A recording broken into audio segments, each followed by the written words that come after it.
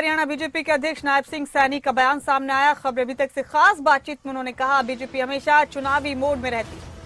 उन्होंने कहा कि पीएम मोदी पर जनता को विश्वास है, विकास कार्यों पर जनता फिर से मोहर लगाएगी। हरियाणा में मनोहर सरकार ने बहुत काम किया।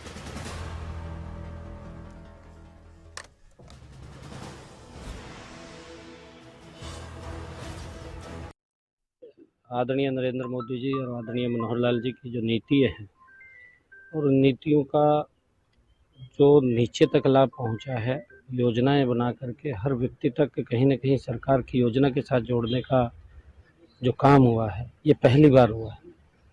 नहीं तो पहले बात होती थी, काम नहीं होता था, परंतु आज बात कम होती है, काम ज़्यादा दिखाई देता है। और उसका परिणाम है कि आज भारी संख्या के अंदर लोगों में जो जोश है, जो उत्साह है, उसको लेकर के आज ज्वाइनिंग कर रहे हैं।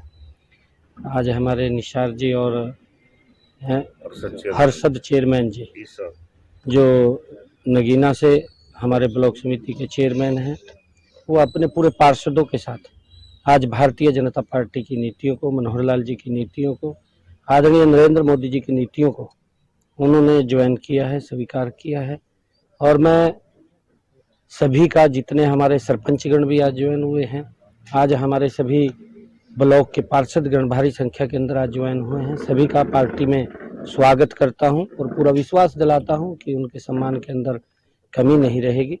और आने वाले इस लोकसभा चुनाव के अंदर आदरणीय नरेंद्र मोदी जी ने जिस प्रकार से दुनिया में भारत का नाम ऊंचा किया है, भारत का सम्मान, भारत का गौरव बढ़ाया है, भारत को एक नया भारत बनाने का काम इन 10 वर्षों के अंदर हुआ है। हम देख रहे हैं, चाहे रोड के इंफ्रास्ट्रक्चर की बात है, चाहे नेम्स बनाने की बात है, लगातार जिस गति से भारत के अंदर विकास की गति बढ़ी है जी।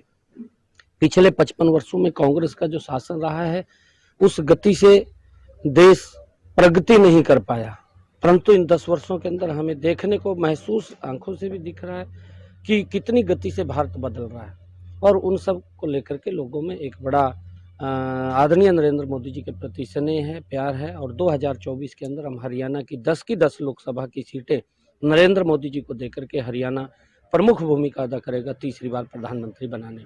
बीजेपी की रोकने की बात यहाँ पर निकल कर आ रही है, जिस तरीके से हरियाणा में कांग्रेस और आम आदमी पार्टी का गठबंधन देखने को मिल रहा है। देखिए, क्योंकि ये घमंडिया गठबंधन के जो लोग हैं, ये सब भ्रष्टाचार के अंदर लिप्त लोग हैं। किसी के ऊपर FIR दर्ज है, कोई जेल के अंदर है, कोई जेल से बाहर आ रहा है, कोई जेल में जाने की तैयारी में है। इस प्रकार का इनका गठबंधन है, बेमेल गठबंधन है। और अगर हम देखें कि हरियाणा के अंदर जो गठबंधन इनका हुआ है, केजरीवाल साहब का जन्म जिस मंच से हुआ, देश उसके ऊपर भ्रष्टाचार की लड़ाई लड़ रहा था। और ये व्यक्ति बोलता था मंच के ऊपर खड़ा होकर के कि मैं ईमानदार हूँ, मेरी पार्टी कट्टर ईमानदार है, मेरी सरकार कट्टर ईमानदार है। परंतु एक कहावत हमारे हरियाणा के अंदर है कि हाथी के दांत खाने के और दिखाने के। और वो कहावत अगर कहीं चरितार्थ हो रही है तो केजरीवाल के ऊपर चरितार्थ हो रही है, क्योंकि भ्रष्टाचार के अंदर वो कांग्रेस से भी 2 कदम आगे निकल गया। और उसके कारण से अगर हम देख रहे हैं कि केजरीवाल साहब के मंत्री जेल के अंदर पड़े हैं, पंजाब के अंदर उसके मंत्री जेल के अंदर पड़े हैं, विधायकों के ऊपर FIR दर्ज होगी, उनकी वीडियो जारी हो रही है। इस प्रकार का, क्योंकि भ्रष्टाचार को लेकर के ये लोग, ये लूटने वाले लोग हैं। और कहीं ना कहीं जब भ्रष्टाचार होता है, उसका गरीब व्यक्ति के ऊपर असर पड़ता है। उसको आयुष्मान कार्ड से वंचित रह जाता है, प्रधानमंत्री किसान सम्मान निधि से वंचित रह जाता है, प्रधानमंत्री आवास योजना से वंचित रह जाता है। इतने लंबे समय से कांग्रेस बोलती रही है कि हम आवास बना करके देंगे, परंतु नहीं दे पाए उस गति से, जिस गति से नरेंद्र मोदी जी ने दिया है।